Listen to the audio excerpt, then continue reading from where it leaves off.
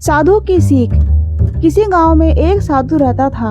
वो जब भी नाचता था तो बारिश होती थी। गांव के लोगों को जब भी बारिश की जरूरत होती थी तो वे लोग साधु के पास जाते और उनसे अनुरोध करते कि वे नाचें, और जब वो नाचने लगता तो बारिश जरूर होती थी।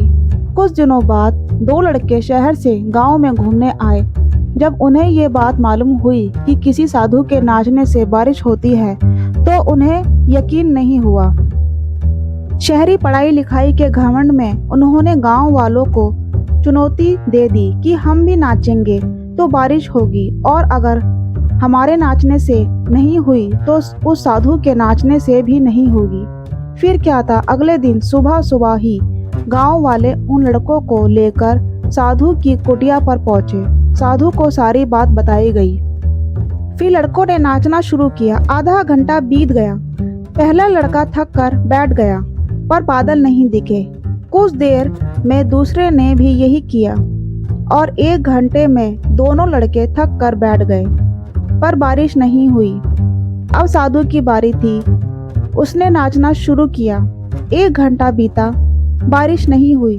साधु नाचता रहा। 2 घंटा बीता, बारिश नहीं हुई, पर साधु तो रुकने का नाम ही नहीं ले रहा था। धीरे धीरे शाम ढलने लगी कि तभी बादलों की गड़गड़ाहट सुनाई दी और जोरों से बारिश होने लगी। लड़के दंग रह गए और तुरंत साधु से क्षमा मांगी और पूछा, बाबा भला ऐसा क्यों हुआ कि हमारे नाचने से बारिश नहीं हुई और आपके नाचने से हो गई? साधु ने उत्तर दिया, जब मैं नाचता हूँ तो 2 बातों का ध्यान रखता हूँ। पहली बात, मैं ये सोचता हूँ कि अगर मैं नाचूंगा तो बारिश को होना ही पड़ेगा, और दूसरी कि मैं तब तक नाचूंगा जब तक बारिश ना हो जाए। दोस्तों, सफलता पाने वालों में यही गुण विद्यमान होता है।